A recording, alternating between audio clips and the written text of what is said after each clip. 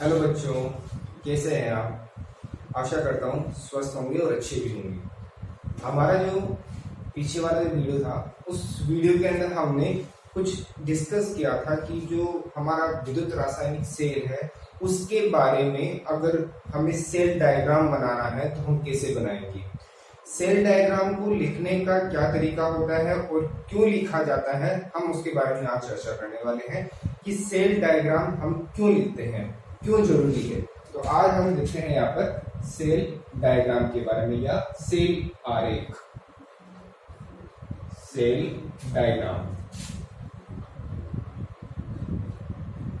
देखना, cell diagram इसलिए लिखा जाता है क्योंकि बार बार हमें जिस सेल के बारे में जो कुछ इंट्रोडक्शन देना होता है कि हमने इसके अंदर ये इलेक्ट्रोड लगाया, इसके अंदर हमने ये सॉल्यूशन लिया, जो भी कुछ कंटेंट हम इसमें काम में लेते हैं उसको बार बार हमें ड्राइंग करना पड़ता है। शायद इसमें टाइम ज्यादा लग जाता है, इसी वजह से हमें उस सारे सेल्स के बारे में जो भी इंट्रोडक्शन देना होता है हम एज ए सेल डायग्राम के थ्रू लिख के दे देते हैं। हमें बार बार वो जो सेल है उसको ड्रॉ करने की जरूरत नहीं पड़ती है। हम उसके अंदर कौन सा एनोड ले रहे हैं, कौन सा कैथोड ले रहे हैं, वो सारी चीजें हम किसी एक फॉर्मूले के थ्रू में अगर लिख देते हैं तो वो कहलाता है सेल डायग्राम। तो सेल डायग्राम हम जैसे नाम से पता चल रहा है डायग्राम, तो डायग्राम नहीं है, ये इज अ फॉर्मूला है। इसी फॉर्मूले के माध्यम से हम ये बताएंगे कि किसी सेल में जो जो कंटेंट काम में लिए जा रहे हैं या जो जो एपेटस काम में लिए जा रहे हैं वो कौन कौन से हैं। तो स्टार्ट करते हैं सेल आरेख के बारे में। सेल आरेख क्या होगा, जैसे अगर हमने पहले एक डायग्राम बनाया था कि सेल के अंदर की जो इलेक्ट्रोकेमिकल सेल था, इसमें हमने सोल्ट ब्रिज लगाया था, लवण सेतु लगाया। इसके बाद हमने यहाँ पर जो एनोड और कैथोड दो इलेक्ट्रोड लगाए थे, वोल्टमीटर लगाया था।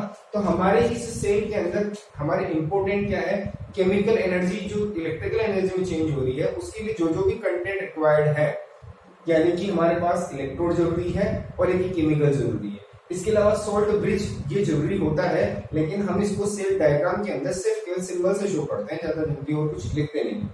तो इसी को बार बार अगर हम ड्रॉ करते हैं तो ड्रॉ करने में जो टाइम वेस्ट होता है, इसी वजह से हम यहाँ पर सिर्फ एक आरेख के फॉर्म में, सिर्फ फॉर्मूले के फॉर्म में, तो हम ये कह सकते हैं कि ये आरेख ना होकर ये क्या है, सूत्र है, यानी कि एक फॉर्मूला है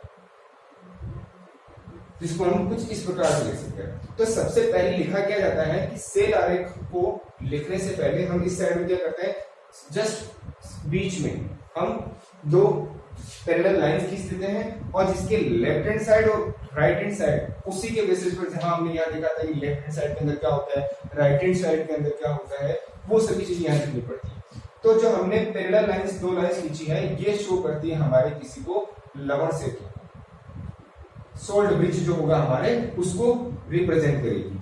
इसके इस साइड में हमने कहा था लेफ्ट साइड होता है, ये सोल्ट ब्रिज है, इसके इस साइड में लेफ्ट है और ये राइट। तो लेफ्ट साइड के अंदर दो कंटेंट हमें किसके बारे में बताना है, एक तो इलेक्ट्रोड के बारे में बताना पड़ेगा और एक हमारे को सॉल्यूशंस के बारे में बताना है कि कौन सा सॉल्यूशन हमने यहाँ लिया था। तो सॉल्यूशन जो है वो डायरेक्टली कनेक्टेड है हमारे सोल्ट ब्रिज से, तो हम पहले क्या लिखते हैं यहाँ पर विलेन के बारे में लिखते हैं कि कोई हमारा जो सॉल्यूशन काम में ले जा रहा है वो सॉल्यूशन क्या है, उसकी यहाँ पर कंसंट्रेशन क्या है। कंसंट्रेशन हम यहाँ पर लिख सकते हैं कि जो भी कोई कंसंट्रेशन लेते हैं वो 1 मोलरिटी है या क्या है, उसके बारे में लिखते हैं। इसके जस्ट पास में इस विलेन के अंदर जो इलेक्ट्रोड डिप था, डुबोया हुआ था, वो कौन सा है, तो हम कहते हैं लेफ्ट साइड के अंदर हमने कौन सा इलेक्ट्रोड लगाया था, वो हमारा था एनोड। और उसी के जस्ट राइट हैंड साइड के अंदर हमने जो विलेन लिया था, यहाँ पर हम लिखेंगे विलेन के बारे में, और उसी के जस्ट आगे विलेन की यहाँ पर हम एक बस कंडीशन लिख देते हैं और उसके बाद यहाँ पर 1 m की कंसंट्रेशन, और यहाँ पर एक लाइन और खींचकर हम राइट साइड में जो इलेक्ट्रोड था उस इलेक्ट्रोड के बारे में लिख देते हैं। ठीक है, और अगर चाहें तो हम यहाँ पर लिख भी सकते हैं कि ये लेफ्ट साइड है और राइट साइड है, बट जनरली किसी फॉर्मूले के अंदर लिखा नहीं जाता है, ऐसे एज्यूम कर लिया जाता है कि हाँ ये सोल्ट ब्रिज है, इसकी लेफ्ट साइड में, ये राइट साइड के अंदर। और हाँ, जो एनोड जो ली जाता है वो किस फिजिकल स्टेट में होता है वो लिखा जाता है। अब यहाँ पर हम सॉलिड फॉर्म में लेते हैं, जैसे अगर हमने इलेक्ट्रोकेमिकल सेल बनाया था, उस सेल का नाम है जिंक कॉपर इलेक्ट्रोकेमिकल सेल। तो जिंक कॉपर इलेक्ट्रोकेमिकल सेल्स के लिए जो भी हम यहाँ पर सेल डायग्राम बनाएंगे वो कैसा होगा। तो जैसा अगर हमने कहा था कि यहाँ हमने एनोड के फॉर्म में जिंक लिया था, तो हम क्या लिख देंगे यहाँ जिंक। उसके बाद सॉलिड स्टेट में था, उसके बाद हमने सॉल्यूशन कौन सा लिया था, ZnSO4 लिया था, और उसके बाद इसकी जो हमने कहा था कि एक्वा स्टेट में था और इसकी कंसंट्रेशन कितनी थी कि 1 m, कैपिटल M है, स्मॉल m नहीं थी। यहाँ पर हमने सोल्ट बेस लगा दिया। फिर सॉल्यूशन जो हमने राइट हैंड साइड के अंदर था वो सॉल्यूशन कौन सा था हमारा, कॉपर सल्फेट, जिस एक्वस कंडीशन के अंदर था, और इसकी भी मोलरिटी हमारी 1 मोल। और यहाँ पर हमें इस साइड में इलेक्ट्रोड था वो लगा दिया कॉपर एज ए स्पॉन्ज। तो हमारा ये जो फॉर्मूला एज ए फॉर्मूला बना ये कहलाएगा हमारा सोल्ट जो सेल आरेख, या हम इसको कह सकते हैं सेल डायग्राम।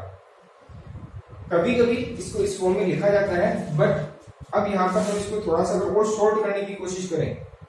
शॉर्ट क्यों करें, क्योंकि क्या होता है कि थोड़ा सा लंबा फॉर्मूला है, तो हर चीज को शॉर्ट लिखने की आदत होती है साइंस वालों की। जिस किसी भी किसी का नंबर को भी हम लिखते हैं तो अगर इसको कुछ इस प्रकार से लिखकर ऐसे लिखा जाएगा। साइंटिस्ट की फॉर्म जो होती है वो साइंटिफिक नंबर्स को इस प्रकार से लिखा जाता है, तो हर एक चीज को साइंस शॉर्ट में लिखना चाहती है। जैसे ये वाला डायग्राम था, अब इस डायग्राम को बनाने में काफी ज्यादा टाइम लगे, इसलिए उन्होंने इस सेल का डायग्राम बना दी, उनको कह दी कि ये सेल डायग्राम है, ये नहीं। तो हम इस डायग्राम में यहाँ पर फॉर्मूला करें, और उसके बाद इसको भी अगर शॉर्ट करने की क्या नौबत आ रही है, क्योंकि इसके अंदर जो भी दोनों कॉमन नजर आ रहे हैं, जैसे अगर इसमें देखा जाए तो सल्फेट और सल्फेट दोनों साइड में कॉमन आए, तो दोनों को रिमूव कर दिया, हटा दिया। उसके बाद हम इसको कैसे लिख सकते हैं, हम इसको ऐसे भी लिख सकते हैं कि जिंक यहाँ पर S, उसके बाद यहाँ Zn जो होगा वो SO4 लगा करके लिख दिया जाएगा Zn2+, और यहाँ पर एक्वस लिख दिया जाता है, उसकी कंसंट्रेशन यहाँ पर 1 m लगा दी गई। उसके बाद यहाँ सॉल्ट ब्रिज, यहाँ पर भी Cu2+, जो कि एक्वस कंडीशन में था, उसकी मोलरिटी 1 है, ये बता दिया, और यहाँ पर कॉपर और यहाँ S लगा दिया। तो ये हमारे पास जो फॉर्मूला, ये डायग्राम जो बना, इसको हम ये कह सकते हैं कि ये सेल डायग्राम शॉर्ट में कुछ इस प्रकार से लिखा गया है। तो शॉर्ट में जब लिखा जा रहा है तो ये हमारा कहलाता है सेल डायग्राम। तो सेल डायग्राम क्या होगा, किसी भी सेल के डायग्राम को बार बार ड्रॉ करने के बजाय उसको ऐसे फॉर्मूले के फॉर्म में अगर लिखें सूत्र के रूप में, तो जो यहाँ पर हमें मिलता है वो सेल डायग्राम कहलाता है। तो सेल डायग्राम हम इस प्रकार से लिखेंगे। बेसिक फॉर्मूला ये है, जहां जहां एनोड के रूप में यूज हो रहा है वो हम यहाँ लिख सकते हैं। एक पिछले वाले वीडियो में हमने जो ईएमएफ के बारे में चर्चा की थी कि किसी सेल का ईएमएफ जो होता है वो सोल्ट ब्रिज, ये सब ईएमएफ और सेल पोटेंशियल, सेल विभव कैसे ज्ञात किया जाता है, हमने एक फॉर्मूला लिखा था, अगर याद है तो उस फॉर्मूले के अंदर हमने लिखा था कि किसी का भी ईएमएफ निकालना पड़ेगा तो E naught cell is equal to, हमने लिखा था E नॉट कैथोड और E माइनस एनोड, ठीक है, माइनस E नॉट एनोड, ये हमने लिखा था। अब यहाँ पर कैथोड और एनोड है, तो हमने यहाँ पर जो भी सेल बनाया था वो था जिंक कॉपर सेल। तो इस सेल का हमने टोटल सेल पोटेंशियल बताया था 1.1 वोल्ट होता है, ये हमने बताया। लेकिन ये कैसे कैलकुलेट किया, हमने इस वाले फॉर्मूले से कैलकुलेट किया। हमने क्या किया कि हमें पता है कि कैथोड का जो भी इलेक्ट्रोड पोटेंशियल होता है, यानी कि इसकी एसआरपी क्या होती है, हम आगे वाली वीडियो में बताएंगे कि एसआरपी होती है। तो हमें ये पता लगाना है कि यहाँ ये क्या लिखा, तो यहाँ पर कैथोड जो होता है वो कॉपर जो होता है वो इलेक्ट्रोड कैथोड की तरह बिहेव कर रहा है, तो उसका जो सेल पोटेंशियल होता है वो होता है, वैल्यू निकलती है इसकी प्लस 0.34 वोल्ट के बराबर। और फिर हमने क्या लिखा माइनस, और इसके बाद ई एनोड जो कि जिंक था हमारा, उसका पोटेंशियल कितना होता है, वो माइनस 0.76 वोल्ट होता है। तो दोनों की अगर वैल्यू कैलकुलेट करें तो यहाँ पर प्लस 0.34 वोल्ट माइनस माइनस हो जाएगा प्लस 0.76 वोल्ट, तो एक्यूरेट हमारे 1.1 वोल्ट निकल गई। जो हमारा ई सेल था वो ये इतना निकला। तो हमने ई सेल यानी कि हमारा सेल पोटेंशियल था कैसे कैलकुलेट किया था हमने 1.1 वोल्ट, वो इस प्रकार से किया। अब हमारे दिमाग में ये क्वेश्चन आ रहा है कि हमने ये वाला जो पोटेंशियल निकाला है ये वैल्यू कहां से आई, इस वैल्यू को हमने जो कैलकुलेट किया वो कहां से कैलकुलेट किया, हमने इस फॉर्मूले के अंदर वैल्यू तो रख दी, लेकिन ये कहां से है। तो इस वाली फॉर्म को यानी इस वाली वैल्यू को कैलकुलेट करने के लिए ये कोई मन से वैल्यू निकाली नहीं जाती, हर एक चीज की हर एक प्रैक्टिकल वैल्यू होती है जो प्रैक्टिकल करके निकलती है, फिर उसके बाद में प्लस होता है। तो एक्यूरेट यही सारी वैल्यू निकली थी और एक्यूरेट यही इसका निकला था। ठीक है, तो ई सेल को कभी कभी ऐसे लिखा जाता है, ई जो भी सेल होगा, जैसे अगर हमारे पास ये वाला सेल था तो यहाँ जिंक कॉपर सेल भी लिख दिया जाता है, तो उसका वोल्टेज कितना हो जाएगा हमारा 1.1 वोल्ट हो जाता है। तो इस फॉर्मूले में अगर हम यहाँ लिखें तो ऐसे भी लिख सकते हैं कि कैसे निकालेंगे, यहाँ पर ई सेल हो गया, यहाँ पर लिख सकते हैं ई कैथोड। कैथोड कौन सा होता है हमारा Cu2+ Cu, और एनोड कौन सा होता है Zn2+ और ये Zn, या इस प्रकार से हम लिख सकते हैं। तो ये हमारे पास वैल्यू ये कैसे कैलकुलेट किया जाएगा सेल पोटेंशियल को, वो हमारे बताया। तो अब इस पूरे सेल डायग्राम के बाद सेल पोटेंशियल हमने कैलकुलेट किया था, पहले ही कर लिया था, लेकिन हमने ये नहीं बताया था कि 1.1 वोल्ट को आया कहां से था। तो ये भी हम वापस एक बार और आगे जब वीडियो में बताएंगे कि एसआरपी होती क्या है, वो सारी चीजें हम इसी के अंदर कैलकुलेट करेंगे। बट उससे पहले अभी जस्ट हमारे सामने एक जस्ट क्वेश्चन आया था कि हमने जो सेल पोटेंशियल निकाला था कि कॉपर का इतना आ रहा है और जिंक का जो है वो -0.76 वोल्ट निकला, वो कहां से आया। तो उसको कैलकुलेट करने के लिए यहाँ पर एक नई चीज का फॉर्मेशन हुआ, नई चीज का आविष्कार हुआ था, जिसको हम बोलते हैं, वो होती है मानक हाइड्रोजन इलेक्ट्रोड। मानक हाइड्रोजन इलेक्ट्रोड SHE, ये क्या होगा। अब इस SHE यानी हम इसको बोलते हैं स्टैंडर्ड हाइड्रोजन पोटेंशियल या इलेक्ट्रोड, यानी कि शॉर्ट में कहा जाता है इसको SHE, शी नहीं कहेंगे, सिर्फ SHE कहेंगे, बिकॉज इसको बीच में क्या लगा हुए हैं, फुल स्टॉप लगे पर। तो SHE की ही इसका शॉर्ट नेम होगा, यानी कि स्टैंडर्ड हाइड्रोजन इलेक्ट्रोड। अब फिर एक क्वेश्चन आ जाता है कि हाइड्रोजन इलेक्ट्रोड, हम तो जानते हैं कि हाइड्रोजन गैस होता है, और हमने इससे पहले ये कहा था कि कोई भी मेटल जो होगा उसकी स्टिक वो इलेक्ट्रोड कहलाती। तो अगर मेटल की स्टिक इलेक्ट्रोड कहला रही तो हाइड्रोजन तो गैस है, तो इसका इलेक्ट्रोड कैसे बनाए, क्वेश्चन ये सबसे बड़ा था। तो इस हाइड्रोजन का इलेक्ट्रोड बनाने के लिए कैसे बनाया जाए, तो उसके लिए एक नया तरीका ढूंढा गया था कि हमें ये बताना था कि ये हाइड्रोजन एज ए इलेक्ट्रोड की तरह बिहेव कब कर सकता है। जनरली किसी भी गैस का इलेक्ट्रोड बनाने के लिए हमें इस तरीके से जो ड्रॉ करेंगे स्ट्रक्चर, उसके बेसिस पर उसको इलेक्ट्रोड बनाया जा सकता है किसी गैस के, क्योंकि इलेक्ट्रोड भी गैस टाइप का भी हो सकता है, गैसेस इलेक्ट्रोड होते हैं। तो हम कैसे बनाए कि किसी मानक हाइड्रोजन इलेक्ट्रोड, यानी हाइड्रोजन का अगर इलेक्ट्रोड बनाना है तो वो कैसे बनाया जाता है। तो शुरू में क्या होता है कि एक कंटेंट या पात्र ले लिया जाता है, और इस पात्र के अंदर की तरफ एक सॉल्यूशन भर दिया जाता है। ये सॉल्यूशन डाइल्यूट कर HCl का होता है, हम कह सकते हैं डाइल्यूट HCl। इसके अलावा इसके अंदर एक कांच का बॉक्स लगा दिया जाता है, और इस कांच के बॉक्स के अंदर एक वायर इस प्रकार से लटका दिया जाता है, हैंग कर दिया जाता है, लटका दिया जाता है, और इसके एक वायर कनेक्ट कर दिया जाता है। इसके अलावा इस कांच के बॉक्स के अंदर की तरफ किसी गैस को भेजा जाता है, वो होती है हाइड्रोजन गैस। उसी हाइड्रोजन गैस को भेजा जाता है। इसके अलावा अगर हमने यहाँ पर एक छोटा सा पीस या टुकड़ा जो लगाया है, ये होता है प्लेटिनम का टुकड़ा। प्लेटिनम का टुकड़ा होता है।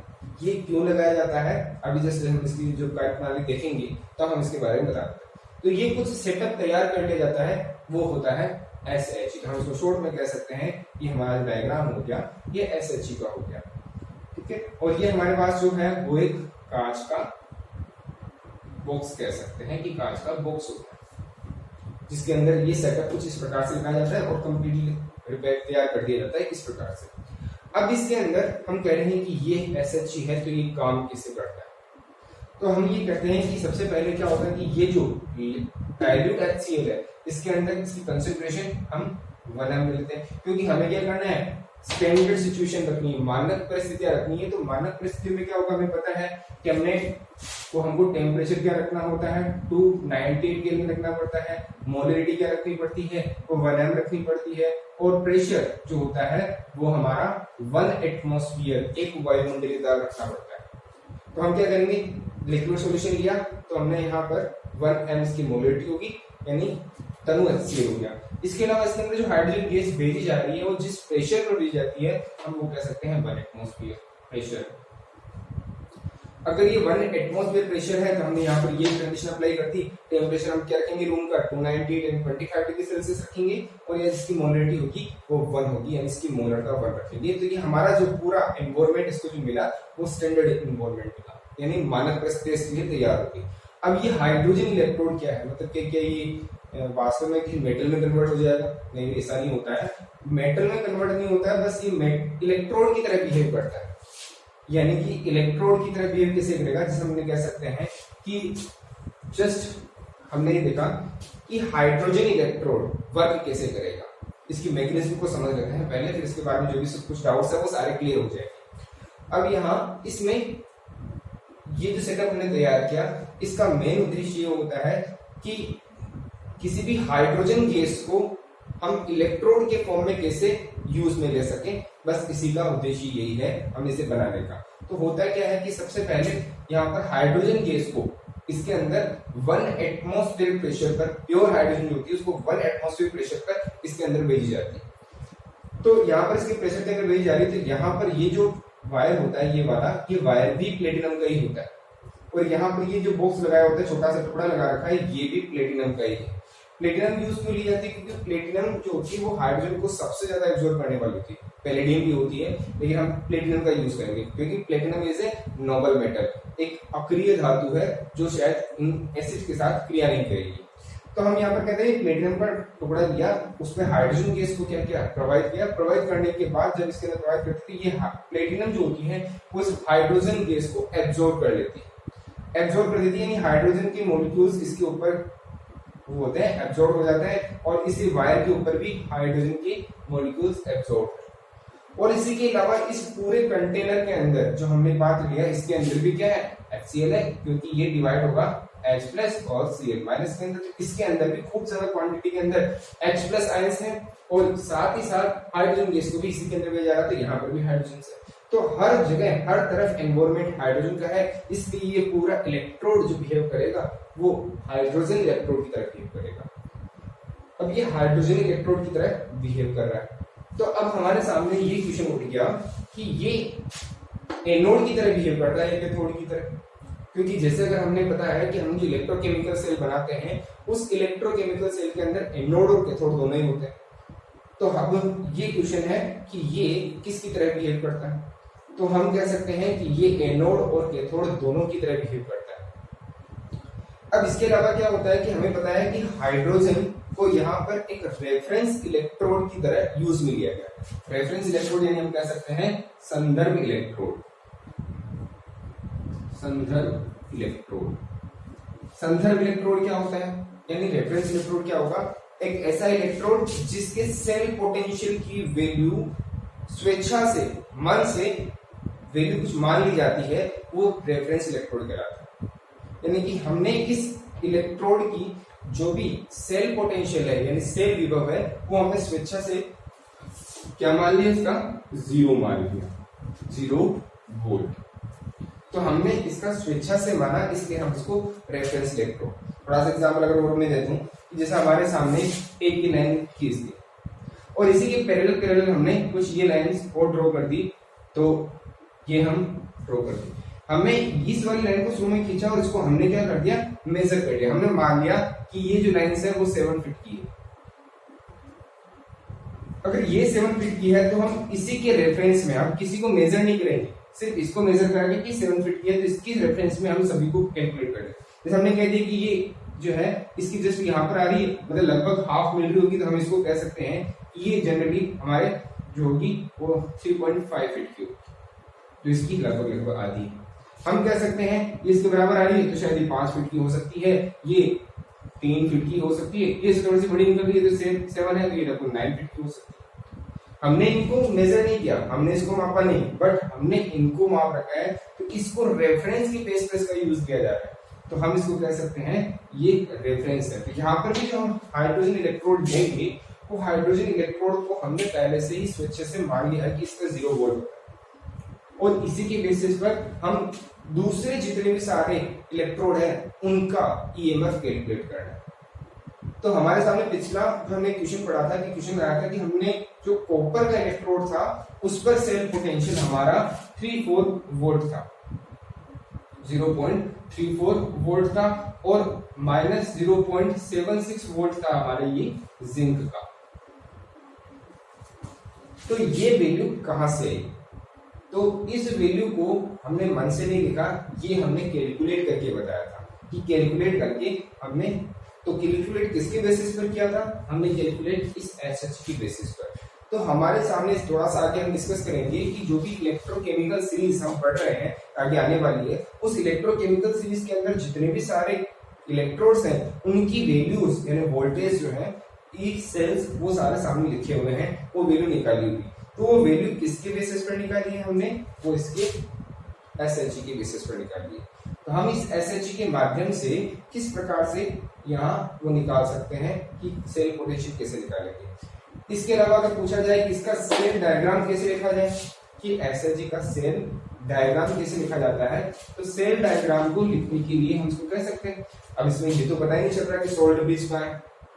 इसके अलावा हम यूं नहीं कह सकते कि इसके अंदर ये एनोड की तरह बिहेव कर रहा है या कैथोड की तरह बिहेव कर रहा है। तो हम इसका सेल डायग्राम कैसे लिखें? तो बस इसमें लिखना कुछ नहीं है, सिर्फ इतना सा बता देना है कि जो जो भी इलेक्ट्रोड है, जैसे अगर हाइड्रोजन का इलेक्ट्रोड है तो ये हाइड्रोजन लिख दिया जाएगा, और ये किस फॉर्म में बिहेव कर रहा है? गैसेस के फॉर्म में बिहेव कर रहा है। इसके अलावा एक लाइन हमने खींच दी, इसके अंदर सॉल्यूशन कौन सा काम में लिया हमने? HCl काम में लिया, तो हम यहाँ लिख सकते हैं H+, क्योंकि HCl हमने लिखेंगे, पहले हमने कहा था कि हम इसे आयन से लिखते हैं। इसकी मोलरिटी हमने क्या ली थी? एक बार सॉल्यूशन है, इसकी मोलरिटी हमने 1 m ली थी, और इसके बाद सीधी सी बात, सॉल्ट बेस तो है नहीं, लेकिन फिर भी एक चीज और याद रहेगी इसके अंदर, वो है कि यहाँ पर हमने जो हाइड्रोजन ली है, ये हाइड्रोजन भी तो है 1 एटमॉस्फेयर पर, तो हम यहाँ पर क्या लिख देते हैं इसके अंदर? यहाँ 1 एटमॉस्फेयर पर हम 1 एटमॉस्फेयर पर हमने ये ले लिखी है हाइड्रोजन, तो यहाँ 1 यानी कि एक H2O ले लिखी है, ये हमारे 1 एटमॉस्फेयर पर। तो कुछ कुछ इस तरीके से हम इसका सेल डायग्राम भी लिख सकते हैं।